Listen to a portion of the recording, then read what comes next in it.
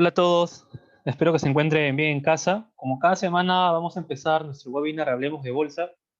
Mi nombre es Daniel y en esta oportunidad me acompañan José Carlos, Américo y Keren, que forman parte del equipo de Invalor y hacen posible la elaboración de esta presentación. Siempre, en primer lugar, por favor, tomar en consideración nuestro disclaimer, que corresponde que la información compartida en este documento no se puede tomar como una recomendación de compra o venta de acciones. El objetivo de este webinar es básicamente informativo respecto, bueno, al mercado a nivel global y también local.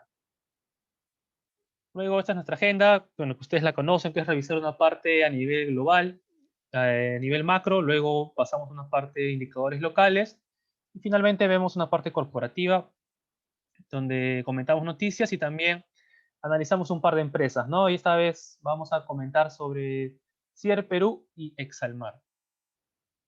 Entonces, para ya ir empezando por la parte macro global, pues bueno, ha sido una semana bastante positiva para los índices americanos y también europeos en las últimas 2 semanas. Y donde, bueno, hay distintas noticias, sobre todo en función a las elecciones de Estados Unidos, el tema de los debates, la enfermedad de Trump y también el rebrote de COVID en Europa, ¿no? Y bueno, y por el lado de commodities también ha sido una semana muy positiva para el cobre, por cierto, ya está ahí muy cerca de los $3.10 con libra, y el oro que ya ha recuperado los $1.900 por onza, ¿no? Pero con más detalle esto nos lo va a comentar José Carlos. Así que, hola José Carlos, por favor, coméntanos lo ocurrido durante estas 2 semanas. Hola Daniel, gracias y buenos días con todos. Fue una semana muy interesante para las principales bolsas del mundo que han cerrado con ganancias y donde las noticias giraron en torno al estímulo fiscal en Estados Unidos. Vimos el martes que Trump decidió suspender las negociaciones con los demócratas, lo que llevó a una caída de los índices bursátiles. Sin embargo, se recuperaron el jueves luego que Trump dijo que reanudaría las conversaciones y que subiría su propuesta a 1.8 billones de dólares, que es más cerca, pero aún por debajo de los 2.2 billones que desean los demócratas. Pero el problema está en los detalles. Primero, la disputa gira en torno a si se debe dar un mayor financiamiento a los estados y gobiernos locales, que es la propuesta demócrata, a lo que Trump está en contra porque considera que financiaría, según él, a estados demócratas mal gestionados. Y segundo, que los republicanos en el Senado no están de acuerdo con un estímulo grande, básicamente porque consideran que la mejor forma de impulsar la economía es con una reapertura total y evitar un mayor endeudamiento que lleve a una subida de impuestos. Y de hecho, el líder de la mayoría republicana en el Senado dijo que es improbable que aprueben el estímulo antes de las elecciones. En tanto, Biden continúa por delante de las encuestas tras los debates, ahora con una ventaja de 9.6 puntos a nivel nacional y de 4.5 puntos en los estados claves, según Real Clear Politics. Y en los mercados se viene hablando de un llamado Blue Sweep, que significaría una victoria demócrata en la presidencia y el control tanto del Senado como de la Cámara de Representantes, aunque en la batalla por el Senado ninguno lleva todavía una clara ventaja. En el último debate de vicepresidentes han optado por no responder preguntas de interés, como por ejemplo si Harris apoya la idea de aumentar el número de jueces de la Corte Suprema o cómo Pence y Trump reemplazarían el Obamacare. No obstante, Harris mencionó que habría una subida de impuestos para los hogares con ingresos mayores de $400,000, lo que sería alrededor del top 1.8% según el IRS, que es la instancia encargada de recaudar impuestos en Estados Unidos. Por otro lado, la semana el subcomité antitrust del Congreso estadounidense ha publicado un informe sobre las prácticas de negocios de las FANG, aunque esta vez fueron contra Facebook, Amazon, Apple y Google, donde incluso recomiendan una división de sus negocios para frenar prácticas monopolísticas. Ahora, este tema ya viene discutiéndose en Estados Unidos incluso ya un tiempo, ¿no? Y es un punto en común que tienen tanto demócratas como republicanos, pero muchos analistas comentan de que un blue sweep demócrata tras las elecciones podría llevar a una mayor regulación hacia estas empresas. Mientras tanto, en Europa la escalada de contagios en Reino Unido, Francia y España ha llevado a los gobiernos a evaluar la toma de medidas adicionales de contención. En Reino Unido, por ejemplo, han comenzado a cerrar pubs y restaurantes en la zona norte, en Escocia.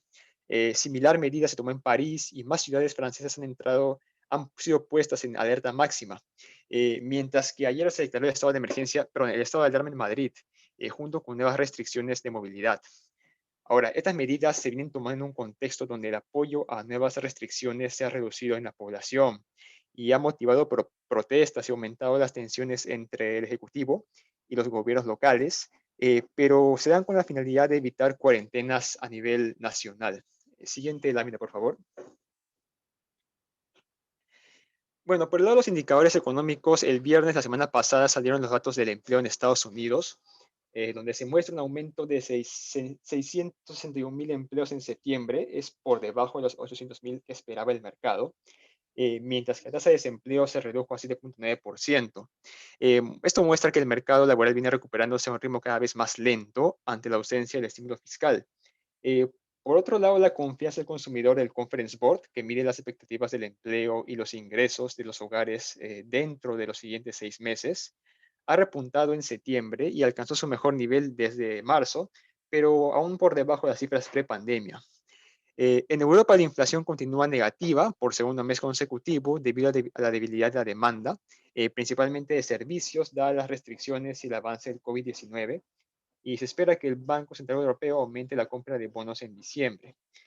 Mientras que en China, la data del PMI muestra que la actividad manufacturera y de servicios continúa en expansión, particularmente en el ámbito interno, mientras que las órdenes de exportación se ven un tanto limitadas por el avance del COVID en el resto del mundo. Siguiente lámina, por favor. Bueno, y los commodities cerraron al alza esta semana, dadas las renovadas expectativas por el estímulo fiscal y también por una posible victoria demócrata en las elecciones de Estados Unidos que podrían llevar a un aumento del gasto público, un mayor aumento del gasto público y en consecuencia de la inflación, lo que favorece a los metales. El oro ha cerrado en $1.926 la onza y el cobre en 3.08 dólares la libra. En el caso del cobre, este se vio beneficiado también por la debilidad del dólar frente a otras monedas importantes, puesto que abarata los commodities que cotizan en dicha moneda, en el dólar. Y el inicio de la huelga de trabajadores en la mina Candelaria en Chile, esto tras fracasar las negociaciones de un nuevo contrato salarial, mientras que en Coyahuasi llegaron a un acuerdo.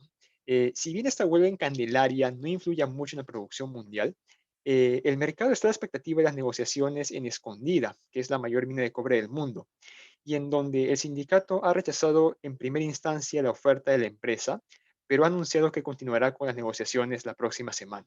Si entran en huelga en Escondida, la mina seguiría operando, pero con algunos retrasos y problemas en las operaciones. Esto sería lo relevante en el ámbito global. Gracias y volvemos contigo, Daniel. Ok, perfecto. Muchas gracias, José Carlos. Sí, muy interesante los últimos datos respecto a las negociaciones con los sindicatos que hay en Chile. Ya hay un inicio de huelga en Candelaria, ¿no? Que es del Lundin, y bueno, está pendiente lo de Escondida, ¿no? Que sí sería un impacto un poquito más significativo, por lo que comentaba José Carlos, que es la mayor mina de cobre del mundo, ¿no? Pero bueno, veremos cómo evoluciona esto y si sigue impulsando el precio del cobre, al menos en el corto plazo, ¿no? Aunque al menos ustedes saben nuestra opinión respecto a las muy buenas perspectivas de este metal, pero a largo plazo sobre todo, ¿no? Respecto de las condiciones de oferta-demanda y que deberían favorecer un precio de incentivo para nuevos proyectos de al menos 3.20, 3.30 dólares por libra, ¿no?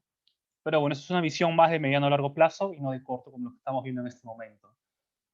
Ahora pasando a la parte local, pues bueno, aquí vamos a comentar sobre todo bueno, una norma, ¿no? Que fue aprobada por el Congreso, aunque un texto que fue consensuado con el Ejecutivo respecto a la reprogramación de créditos de consumo, especialmente también estaban ahí los vehiculares, hipotecarios, y sobre todo también algunos datos respecto a perspectivas de la economía y cómo siempre sigue evolucionando la pandemia en nuestro país, ¿no? Pero sobre esto, con mayor detalle, nos lo va a comentar Américo. Así que, hola, Américo, por favor, coméntanos lo ocurrido.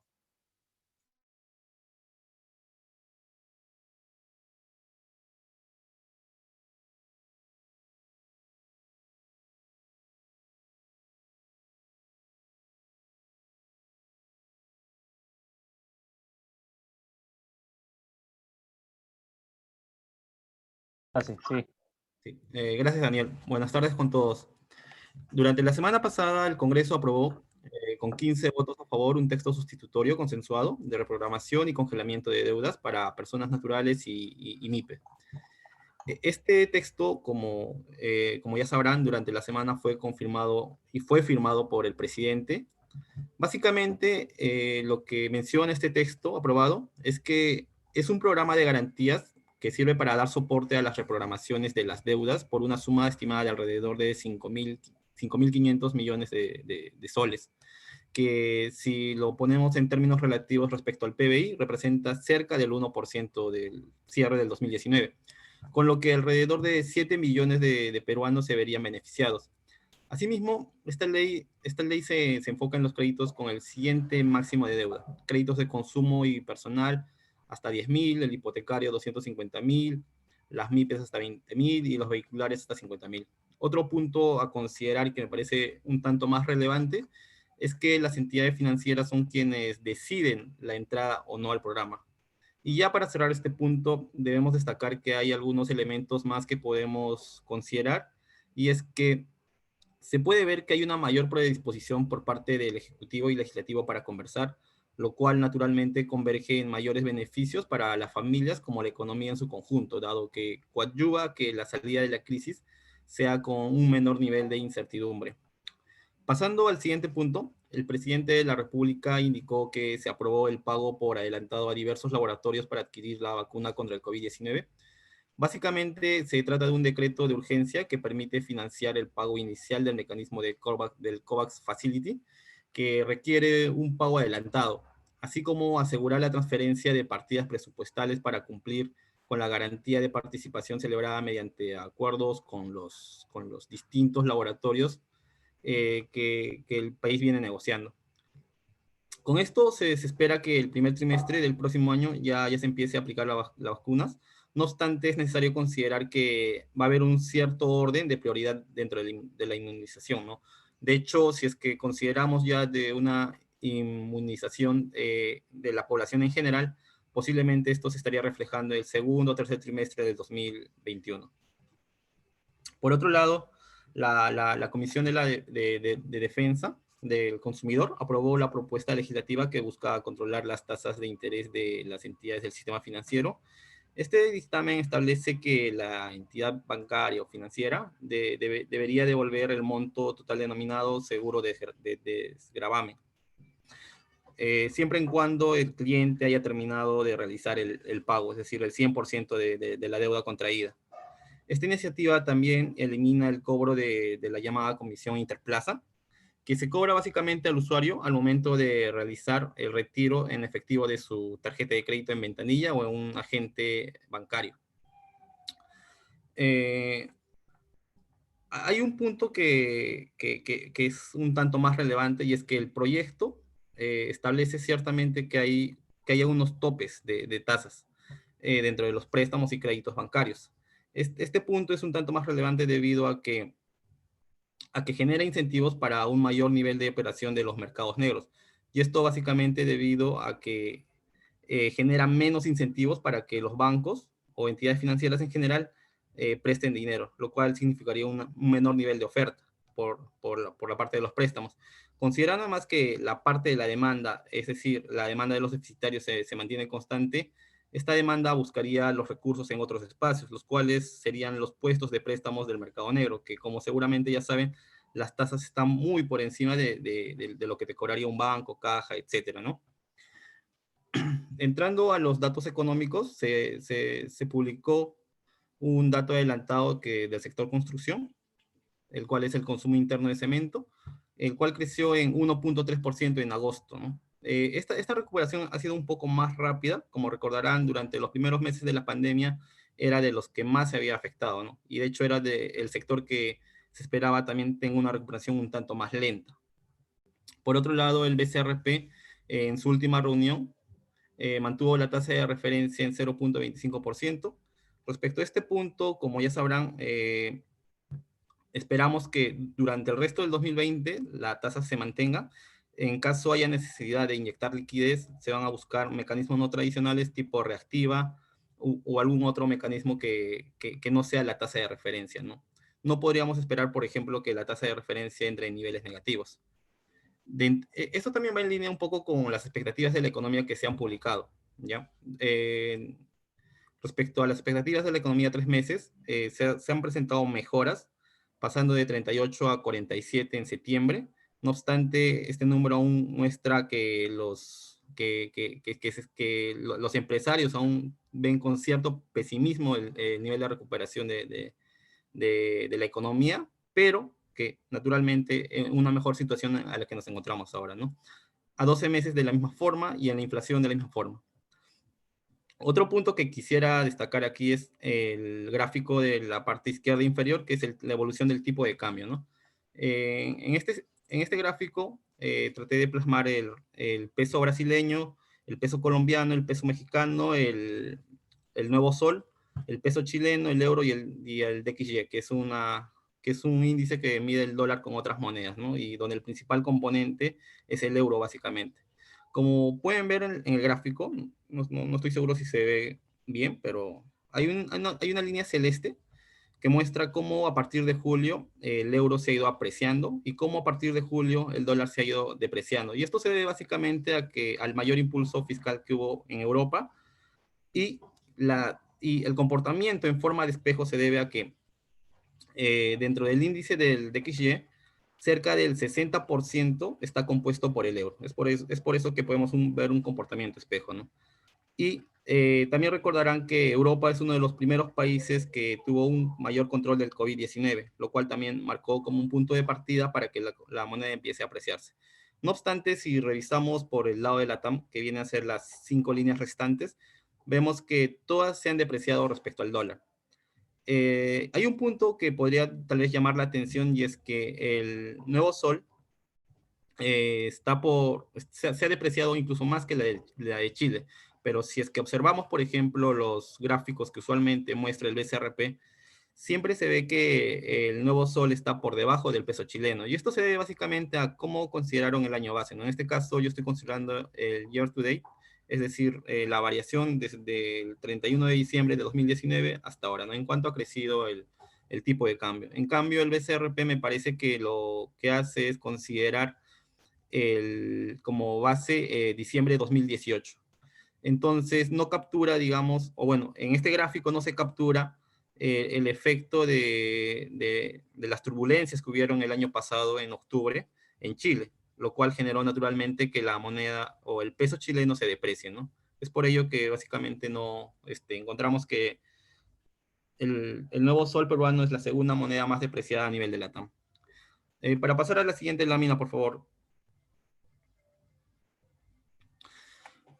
También se publicaron los datos de la inflación, los cuales muestran que todavía estamos por debajo del 2%, que es el objetivo del BCRP. De hecho, si consideramos los números estrictamente, en septiembre se incrementó en 1.82%, muy por encima del 1.7% previsto por el consenso de Bloomberg. Este incremento de 13 puntos básicos respecto al dato de agosto ha tenido que ver con mayores costos de alquiler y energía, básicamente. Complementariamente, si consideramos la inflación excluyendo alimentos y energía, se incrementó en 4 puntos básicos hasta un nivel de 1.83%, aún por debajo también del objetivo del 2%, ¿no? Esta dinámica de la inflación sigue siendo benigna, considerando que la mayoría de los grupos se encuentra por debajo del objetivo del BCRP, con la excepción del grupo de alojamiento, cuidados de la salud y educación y recreación, los cuales están hasta por encima del 3%. Yendo a la parte derecha, a la balanza comercial de los términos de intercambio, de cara al mes de agosto se ve un menor nivel de superávit en la parte de la balanza comercial. Esto básicamente a menores niveles de exportaciones de cobre, principalmente en la parte tradicional, y siendo soportado parcialmente por las exportaciones no tradicionales, ¿bien? Y en la parte, por el lado de la parte de las importaciones, podemos ver que el elemento que más ha incidido para este resultado ha sido las importaciones de maquinarias que son orientadas para la parte de la industria. En suma, hubo un mayor retroceso de la parte de las exportaciones tradicionales por el lado del cobre, un soporte por el lado de las exportaciones no tradicionales y un ligero incremento por el lado de las importaciones, específicamente en maquinarias orientadas a la industria. Yendo a los datos de las expectativas económicas, en el gráfico de la parte izquierda inferior, se puede ver que en general en todos los sectores hay mejoras, ¿no? Incluso en el sector minero, a pesar de que la parte acelerada o más acelerada se dio en los primeros meses de la reactivación económica con la fase 1, fase 2 y fase 3. En suma, se puede ver que ya estamos en una posición neutra, ya cerca de pasar a la parte expansiva, ¿no? Lo cual se ve reforzado con el gráfico de la derecha, que es la demanda de electricidad, donde se observa que para el mes de octubre, la primera semana en este caso, ya estamos operando, o bueno, la producción, por lo menos, o la demanda de electricidad, perdón, ya está por encima de los niveles previos al COVID. A pesar de que la semana de septiembre hubo una suspensión de los días domingos en la actividad, ¿no? Para pasar a la siguiente lámina, por favor. Para terminar la revisión de la parte local, vamos a ver cómo ha ido evolucionando el tema del COVID. En líneas generales, si comparamos respecto a los demás países de LATAM, haciendo una media móvil de 7 días de los nuevos casos diarios, podemos ver que en general los países han ido estabilizándose o reduciéndose, como en el caso peruano, ¿no? Este menor incremento de los casos diarios ha venido acompañado también de menores decesos. De hecho, si quisiéramos ver de manera más precisa, podemos ver los dos gráficos inferiores a nivel de Perú, los cuales son básicamente una diferencia de medias móviles de los decesos que hubieron este año 2020, menos los decesos del mismo mes del año 2019, los cuales se ven que han estado cediendo. Eso se puede observar en la línea azul de la parte del gráfico izquierdo inferior, en comparación a los decesos que son confirmados por COVID, ¿no? Naturalmente, como se puede inferir, los únicos decesos no son de COVID-19, sino que el congestionamiento de los hospitales también no permitía que otras enfermedades sean tratadas, por lo cual también hay decesos que tal vez no necesariamente son por COVID, y hay otros que posiblemente tienen COVID, pero no han sido confirmados. Entonces, eso se puede ver en la línea azul, ¿no? Y al sacar las diferencias entre las medias móviles, podemos ver que incluso considerando estos decesos, también han ido descendiendo, lo cual naturalmente es una señal positiva para la economía en general, ¿no?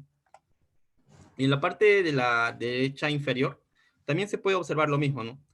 Que básicamente hay un descenso tanto en la parte de Lima como en el resto de Lima.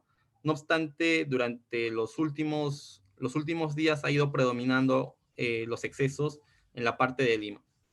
Eso sería todo. Muchas gracias. Los dejo con Daniel. Ok, perfecto. Gracias, gracias, Américo. Sí, de hecho, interesante de que ya se ve claramente un descenso en el nivel de contagios y de muertes diarias. Pero bueno, veremos cómo afecta el tema de la fase 4 también, ¿no? Que ya está empezando los vuelos internacionales, está aumentando la capacidad de aforo en algunos servicios, ¿no? Como restaurantes, etcétera.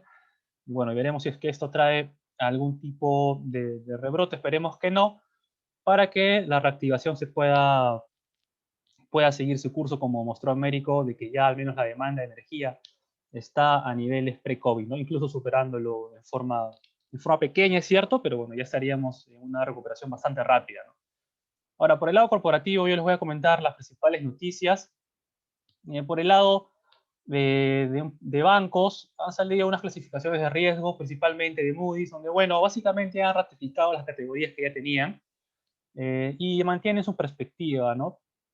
Que en principio, creo que ya lo hemos comentado varias veces qué pasa con los bancos peruanos, el tema de las provisiones que son anticipadas, y que, bueno, de alguna forma esto se compensa un poco con los créditos de reactiva, porque tienen menos riesgo, porque hay una garantía ahí del Estado, pero es un crédito al cual le ganan muy poco margen, ¿no? El margen neto de intereses por eso cae. Entonces tienes ese trade-off, ¿no? Entre ganas de alguna manera estabilidad para tu patrimonio, para tu balance, pero perjudicas tu margen neto de intereses, ¿no? Y eso ya lo hemos comentado en diversas oportunidades. En realidad, en el sistema financiero peruano, también lo hemos comentado, creemos que hay todo un riesgo regulatorio que está rondando allí y que se mantiene, con lo que comentaba Américo, respecto a este nuevo dictamen aprobado una comisión que que tiene como objetivo poner topes a las tasas de intereses de algunos créditos de consumo. Entonces, evidentemente, eso no ayuda a la recuperación del sector, ¿no? Eso es claro. Pero bueno, ustedes también saben nuestra opinión respecto a que, sobre todo los dos holdings, tanto BAP y FS, están baratos, están cotizando a múltiplos casi históricamente bajos, y por lo tanto creemos que son unas oportunidades atractivas a mediano plazo, ¿no? Y ocurre algo curioso de que incluso la capitalización bursátil de los bancos, o sea, del BCP y de Interbank, es incluso mayor a la capitalización del holding, ¿no? Lo cual realmente no tiene ningún sentido.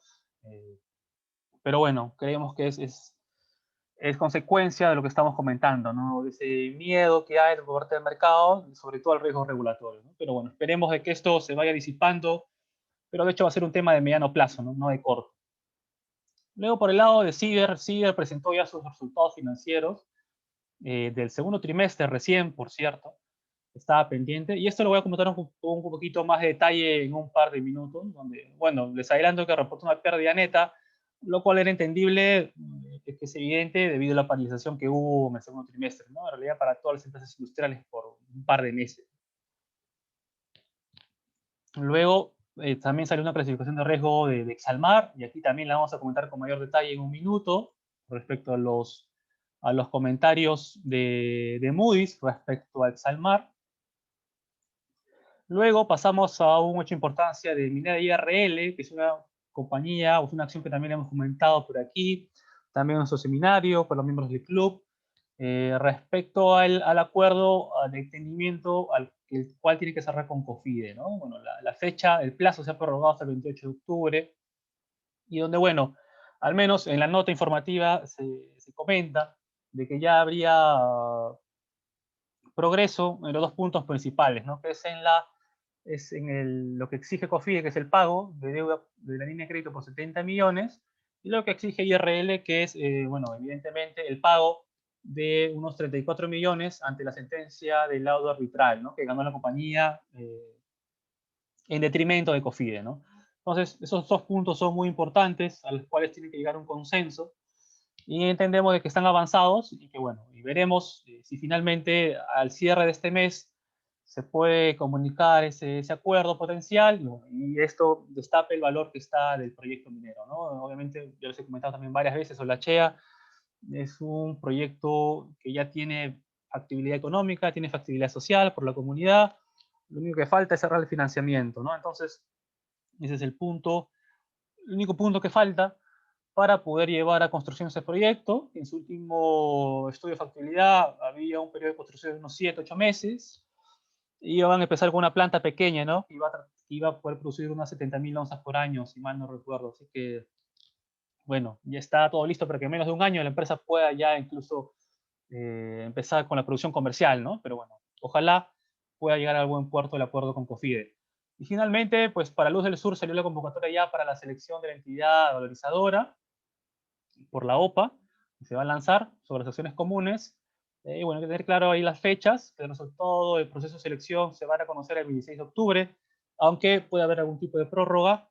Y luego la determinación del precio a tomar en cuenta, se publica un informe con el cual hay un plazo también de unos 30 días hábiles. Entonces, por ello, es probable que el informe o la OPA se esté lanzando quizás hasta fin de año, ¿no? Es probable, si se retrasa un poquito, quizás inicios del 21, veremos.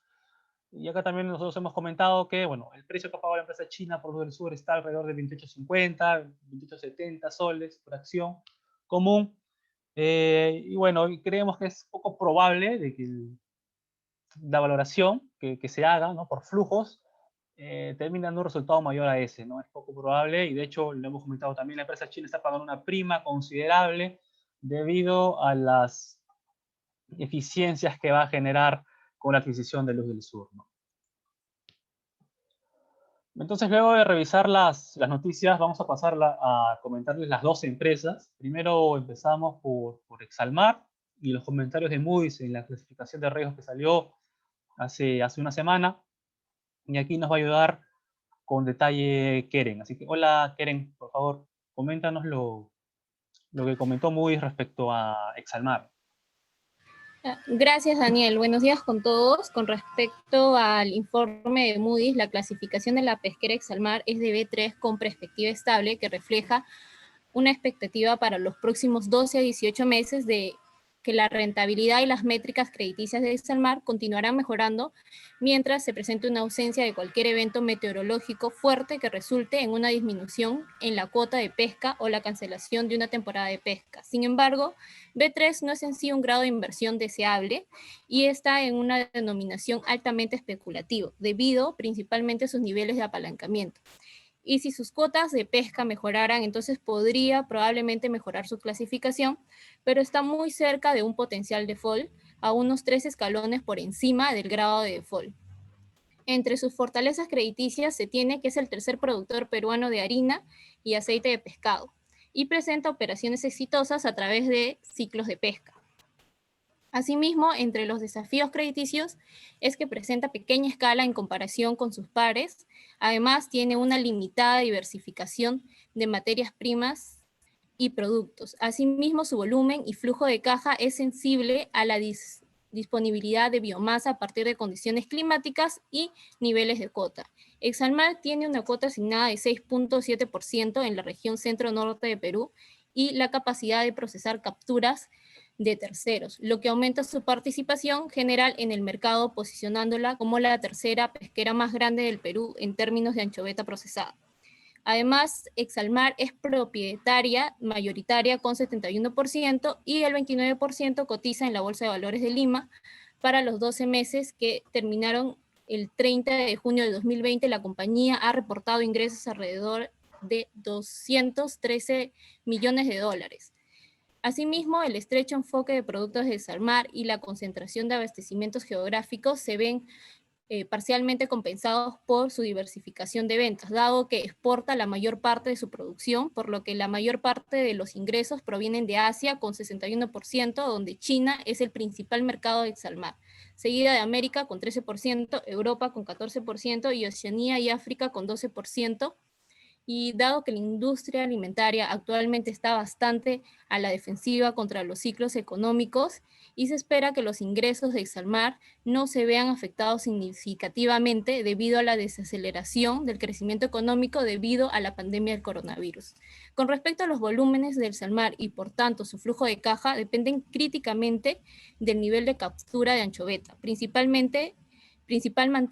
materia prima de la empresa que varía con la captura total permisible establecida antes de cada temporada de pesca por produce y varía debido a los cambios en las condiciones climáticas, en particular debido a los efectos del Niño o la Niña. El efecto más severo obviamente se puede observar en el gráfico inferior de las cuotas históricas por temporada de pesca, que en el 2014 la temporada de pesca se canceló por completo, dando 0.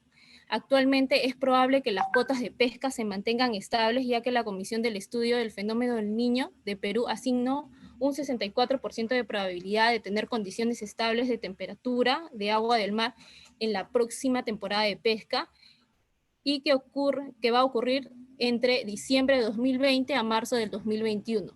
Y tiene un 0% de probabilidad de un niño de moderado extraordinario y de 1% de probabilidad de la niña de moderado a fuerte, lo que implica un entorno operativo muy favorable para Exalmar y obviamente para las empresas pesqueras peruanas. Y las próximas temporadas de pesca permitirán a las empresas pesqueras recolectar alrededor de 2 a 2.5 millones de toneladas por temporada, siendo un entorno favorable. Con respecto a la liquidez de Exalmar, se ve afectada por la estacionalidad del flujo de efectivo causada por la acumulación de capital de trabajo que tiende a ocurrir durante las 2 temporadas de pesca de anchoveta de Perú, en el segundo y cuarto trimestre calendario, y esta entrada de efectivo posterior cuando los inventarios se envían en el primer y tercer trimestre. Exalmar normalmente financia estas necesidades de capital de trabajo con líneas de crédito no comprometidas con bancos locales e internacionales. Y por último, Exalmar reportó un efectivo disponible de 9 millones de dólares al 30 de junio del 2020, que puede tan solo cubrir el 6.4% de su deuda a corto plazo. La deuda a corto plazo de Exalmar está relacionada con el financiamiento de capital de trabajo y está garantizada por inventarios y cuentas por cobrar. Y obviamente en consecuencia, si tomamos en cuenta el efectivo disponible y el inventario y las cuentas por cobrar, podrían cubrir 1.4 veces su deuda a corto plazo en junio del 2020. Eso sería todo por mi parte. Muchas gracias. Ok, perfecto. Gracias, Keren. De hecho, es una explicación bastante completa de la compañía. Algunos nos han preguntado a veces sobre Exalmar. Y definitivamente en el corto plazo, como bien lo comentaba Keren, puede haber algún tipo de impulso por la temporada de pesca que empieza ahora en diciembre. No hay perspectivas de que haya niño. Entonces debería ser una buena temporada, una buena etapa para regenerar flujos. No obstante, como lo ha comentado Keren, el negocio en sí es bastante malo y necesita bastante capital de trabajo. La compañía tiene muy poca caja, muy poco efectivo, entonces tiene que financiar con deuda de corto plazo. Entonces, esto te lleva a generar cierto riesgo de incumplimiento, ¿no? Y por ello también se refleja en la clasificación B3, que como bien comentaba Keren, está solamente unos 3 peldaños por arriba del default, ¿no? Entonces es una compañía riesgosa que está también expuesta a un factor imposible de predecir realmente con certeza, que es el tema de los eventos climatológicos o meteorológicos, y que al final, como ocurrió en 2014, por ejemplo, te termina perjudicando por completo y no hay temporada de pesca, ¿no? Entonces, es una compañía compleja, con bastantes riesgos a nivel operativo y financiero, y por lo tanto, en nuestra opinión, no es una alternativa eficiente para invertir en el mediano a largo plazo, ¿no? Si bien en el corto puede haber algún tipo de impulso, como puede ocurrir ahora a fin de año o inicio del 21, creemos que a mediano plazo es un negocio bastante mediocre, por así denominarlo, y que al final se ve reflejado en la rentabilidad histórica que ha generado la compañía, ¿no?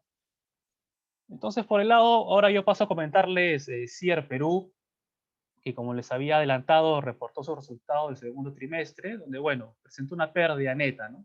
Pero esto es esperado por la paralización que ocurrió, ¿no?, en las actividades por poco más de 2 meses, fueron 70 días, y que, bueno, que generó una caída en ventas de más de un 70%. Entonces, evidentemente, como es un negocio en el cual hay elevados costos y gastos fijos, pues si las ventas se caen un 70%, pues lo más probable es que termine generando pérdidas, ¿no? No obstante, es cierto de que la pérdida neta fue un poco compensada con una ganancia contable por diferencia de cambio, ¿no? Que a CIR le beneficia el aumento, la subida del dólar, porque tiene más activos que pasivos denominados en dólares, ¿no?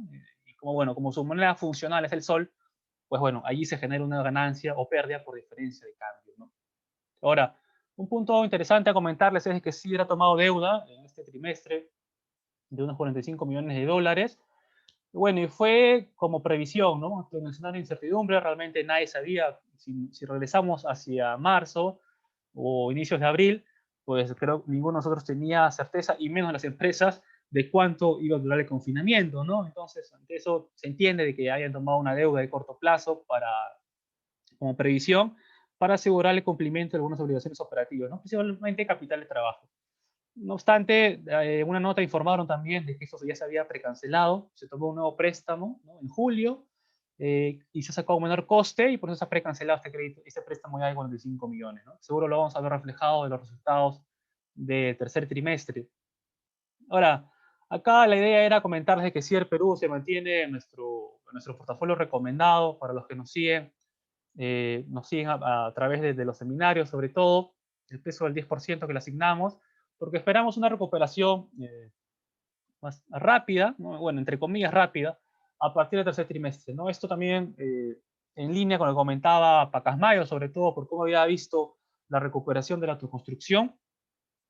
Esto de hecho enfocado al norte, pero podríamos extrapolar un poco de que, bueno, como sobre todo seguía por el empleo informal, y los informales en sí han seguido trabajando de manera más o menos regular, entonces han podido mantener su poder adquisitivo y por lo tanto seguir invirtiendo en la construcción de su vivienda propia, ¿no? Entonces por ello eso lo comentaba Pacasmayo, y creemos que va a ser un factor también positivo para CIER Perú, ¿no?, que depende bastante de la autoconstrucción. Entonces, ante ello, nosotros creemos de que a fin de año, ¿no?, el beneficio contable de CIER debería estar alrededor de 50 millones de soles aproximadamente, lo cual sería y lo cual el dividendo por acción en el 21, si se reparte, será aproximadamente unos 5 centavos, y al precio de hoy será un yield de más o menos un 8%, ¿no? Lo cual nos parece muy atractivo y con perspectiva de que pueda ir aumentando en el tiempo, ¿no? Ustedes saben nuestra opinión de Cider, creemos que está nuevamente bastante infravalorada.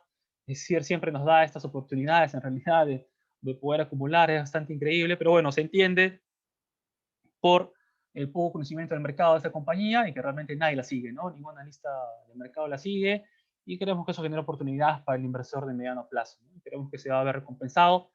Y por cierto, el gráfico inferior derecho lo mostramos para que puedan ver cómo se ha recuperado la demanda de energía en Cider. Y claramente se veía el tercer trimestre cómo cayó muchísimo. En abril cayó más de un 90%.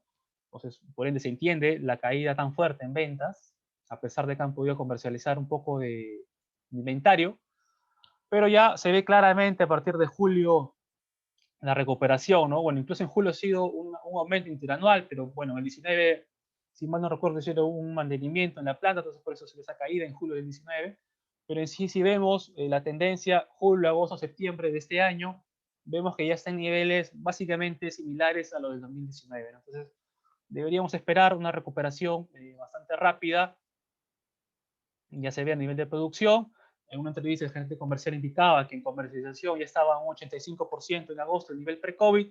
Entonces, a fin de año deberíamos esperar ya una recuperación cercana al 100%, ¿no?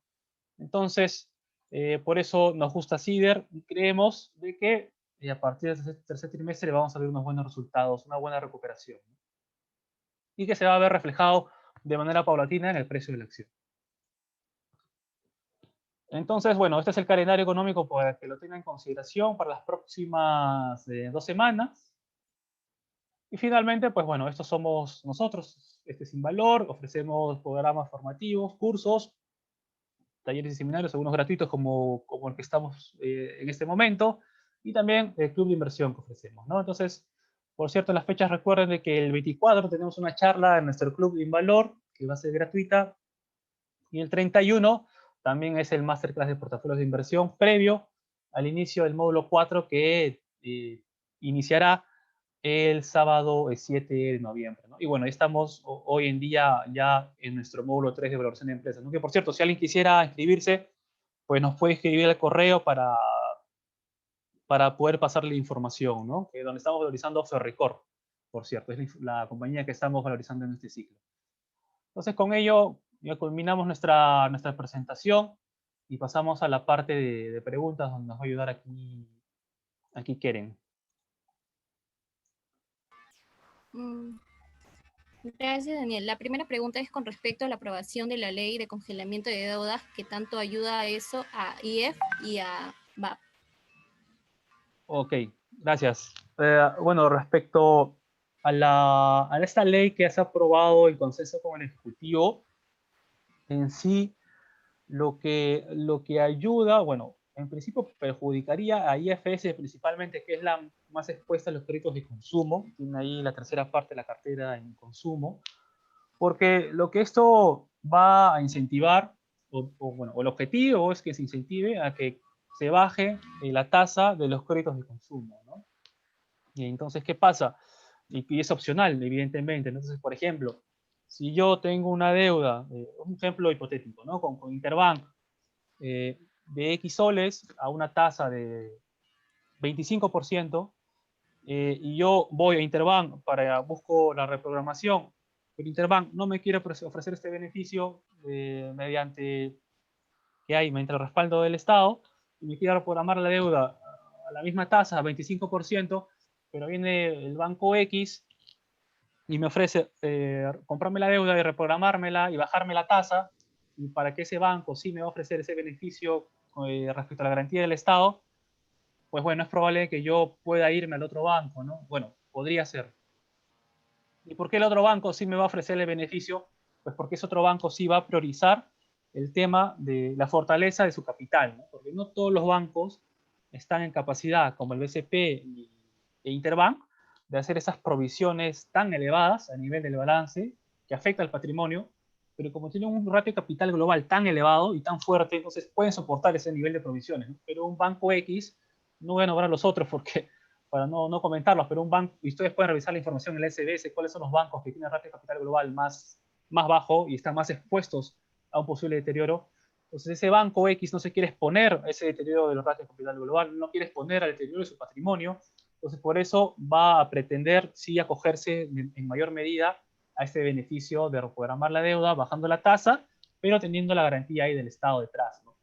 Entonces hay ese juego en el mercado entre los bancos, es decir, priorizar la fortaleza de tu capital o priorizar el margen neto de intereses, porque si Interbank se acoge por completo, ¿no? Otro caso hipotético, a este programa, pues lo que va a hacer es bajar las tasas y esto le va a perjudicar en su margen neto de intereses, ¿no? E Interbank, como lo he comentado antes, ha sido el banco más rentable del Perú justamente porque ha encontrado un nicho en los créditos de consumo que le ha permitido generar un margen neto muy alto, ¿no? Más alto que el del BCP, por ejemplo. Entonces, bueno, es este juego, ¿no? Es este juego del mercado, entonces quiere priorizar.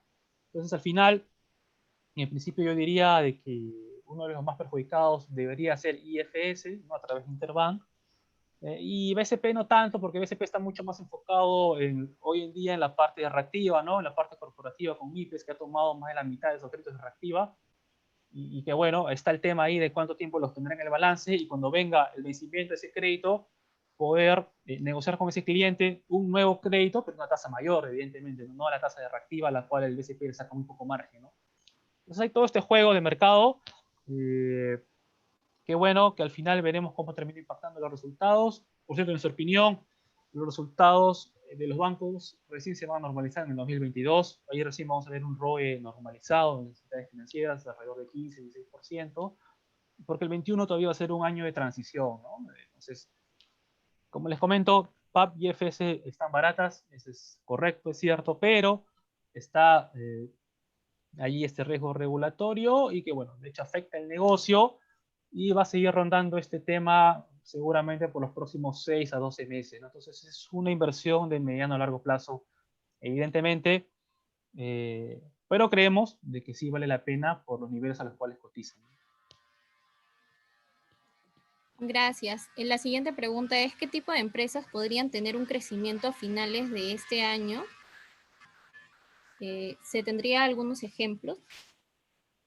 Ok, gracias. Gracias, Keren. Sí, bueno, esto es también es una buena pregunta, es lo que también nosotros vemos, por ejemplo, en el seminario, ¿no? Porque si bien es cierto, como les comento, está barata y nos parece que es una oportunidad interesante para invertir en ella, lo cierto es que no tiene realmente un catalizador de corto plazo, ¿no? Salvo quizás los resultados del tercer trimestre, donde el mercado identifique que ya el segundo fue lo peor y de ahí solamente viene un periodo de recuperación, ¿no? Pero realmente no hay un catalizador, ¿no? Donde sí puede haber catalizador, por ejemplo, puede ser Ferricor, ¿no? Que a mí nos gusta bastante. Está el tema de la segunda parte del dividendo que se puede aprobar antes de fin de año, ¿no? Que comentaba en el último call que hizo la compañía, de que si mantiene esta generación de 50 millones de vida por mes, pues es probable de que reparta lo que falta, esos 7.5 centavos, antes de fin de año, ¿no? Entonces eso puede ser un catalizador importante para Ferricor. Luego el tema de Cerro Verde, por ejemplo, nos gusta que ya la producción se está recuperando a buen nivel. Es cierto que no está 100%, pero bueno, lo está recuperando un 85%, por ahí, 80-85%. Y catalizador es el precio del cobre, ¿no? Que ya está casi en los 3.10 por libra. Entonces creemos que eso todavía no se refleja en el precio de la acción. Puede ser también un catalizador importante. Yo diría que por ese lado va sobre todo, ¿no? Por minería y por empresas que están vinculadas al sector, como podría ser un proveedor como Ferricor, o también una empresa vinculada, como puede ser las generadoras de energía, ¿no? Que también se benefician de la rápida recuperación de la actividad económica en nuestro país, ¿no? Entonces yo diría que las empresas que deberían recuperarse más rápido va por ese lado, va por minería y por proveedores como Ferricor y vinculadas al sector como las generadoras de energía. Gracias. La siguiente pregunta es, entre Aceros Arequipa y Sider Perú, ¿cuál está más infravalorado? Uy, es una buena pregunta. Entre ambas, en realidad, los que nos siguen de tiempo saben que nos gusta ambas. Antes ambas estaban en el portafolio modelo. Nos gusta mucho Aceros Arequipa por su perspectiva de crecimiento a largo plazo. Tiene esa ventaja respecto a Sider, ¿no? Que tiene ya un área bueno, que es acero cero dimensionado, donde hace básicamente ya los prearmados, ¿no? De las estructuras con acero prearmadas. y creemos que es un valor agregado que hoy en día tiene Aceros Arequipa y no lo tiene Cider Perú, ¿no? Pero en Aceros Arequipa está el tema de la deuda, ¿no? De corto plazo, del arrendamiento que tomaron para financiar la construcción de la nueva acería. Y bueno, y veremos, ¿no? Cómo van los flujos, cómo van los cobros, y si no, de alguna manera le afecta el tema de esa deuda de corto plazo, ¿no? Entendería que no, al menos es lo que comentó la gerencia, pero hay ese factor de riesgo, ¿no? Que no lo tiene Cider hoy en día. Entonces, por eso nos gusta, hoy en día nos gusta un poquito más Cider, y también por el factor del dividendo potencial también en Cider Perú, ¿no? Que bueno, que tiene esta nueva política repartida del 100%. Entonces, yo les diría que nos gusta ambas. Para largo plazo, Aceros Arequipa tiene una ventaja competitiva en comparación con Cider, y lo deberíamos ver cuando ya también la nueva serie está funcionando al 100%, y eso le evite importar palanquilla, y por lo tanto, en realidad los costos deberían bajar, debería ser la empresa más eficiente, y por lo tanto se debería apoyarle a generar mayores márgenes, ¿no? En el mediano plazo. Pero en el corto, creemos que Cider tiene ahí, por ahí, a un par de catalizadores adicionales en el tema del dividendo, que podría ayudarle a recuperar más rápido. Gracias. ¿Qué impacto tiene en la subida de la acción la noticia de la venta de activos y emisión de bonos de Volcan? Ok, con esta pregunta vamos acabando. Respecto a Volcan, pues sí, salió una noticia, ¿no? Me acuerdo en gestión, respecto a que el CFO comentaba de que seguramente iban a tomar esa decisión de venta de algunos activos no estratégicos, y también de la posible emisión de deuda, ¿no? Entonces, ¿cómo impacta, perdón, una emisión de capital, una ampliación de capital, ¿no? Entonces, para refinanciar la deuda que les he comentado antes, ¿no? Que Volcan tiene ahí un bono bastante importante que vence en el 22, y la reprogramación que hizo mediante un préstamo también le vence en el 22, ¿no? Entonces, ese año es muy importante para la compañía y va a buscar refinanciar, ¿no? Va a buscar refinanciar. Entonces, ¿cómo impacta esto a Volcan? Pues bueno, definitivamente una ampliación de capital nunca es buena para el accionista minoritario porque te va a diluir. Si tú no acudes con tus derechos de suscripción preferentes, pues te vas a ver diluido y bueno, y te perjudica, evidentemente. Ahora, ¿esto a quién sí beneficia? Por cierto, acá yéndome hacia otro lado, pues beneficia al bonista, ¿no? Porque en realidad al bonista lo que le importa es que le paguen, ¿no? Entonces, y si la empresa, por ejemplo, emite capital, levanta capital, emite acciones para levantar dinero, y con eso, bueno, ¿para qué lo haría? Pues para refinanciar y poder pagarle al bonista, ¿no? Entonces, aquí, por ejemplo, ese factor podría beneficiar al tenedor de la deuda, ¿no? Entonces, acá, por ejemplo, ya viene otro análisis, ¿no? Que también es un tema interesante de ver. En algunas compañías, a veces conviene invertir en deuda en lugar que invertir en equity, ¿no? Invertir en acciones, como podría ser el caso de Volcan, por ejemplo. Yo recuerdo haber visto el bono de Volcan que vence en el 22 como por 60 bajo la par, me parece, o incluso por debajo, en la etapa de la caída, ¿no? Del COVID por marzo-abril, y hoy está básicamente ya a 100, ¿no? Muy cercano al precio a la par. Entonces ha tenido una subida bastante significativa, casi se ha doblado, o sea, casi has ganado un 100% en el bono, invirtiendo en el bono, y aparte, bueno, tienes el yield, ¿no? O sea, tienes el cupón que te va pagando, ¿no? Entonces, por ejemplo, eso es un tema interesante para analizar, ¿no? En casos en los cuales convenga, como les digo, invertir en renta fija, en el bono de Volcan. Entonces, yo diría de que en Volcan invertir en acciones, ¿no? Nosotros no lo recomendamos por este riesgo que vemos de la emisión de capital que te va a diluir como accionista minoritario, ¿no? Pero bueno, entendemos de que la primera opción de la empresa va a ser la venta del activo no estratégico, de la participación que tiene esta cementera chilena. Veremos si lo puede realizar durante el 21. Y entendería de que si no puede hacer eso, pues sí va a ir por el lado de emitir capital, ¿no? Entonces, bueno, en nuestra opinión, Volcan, justamente por esto, por el tema de la deuda, no es una opción atractiva y preferimos empresas mineras, pero que tengan muy poca deuda o nula deuda, como tenemos el caso nosotros de Cerro Verde y de Minera Corona, ¿no? Entonces, con esta pregunta vamos cerrando el webinar. Muchas gracias por su participación. Bueno, recuerden de que ya inició nuestro módulo 3 de valoración de empresas, donde vemos el caso de Ferricor. Si alguno está interesado todavía en participar, nos puede escribir por correo. y que, bueno, en las siguientes 2 semanas tenemos la charla del Club de Invalor y luego el Masterclass de portafolios de inversión, ¿no? Así que, bueno, muchas gracias por su participación. Espero que se encuentren bien en casa y nos vemos en un par de semanas. Que tengan buen fin de semana. Gracias.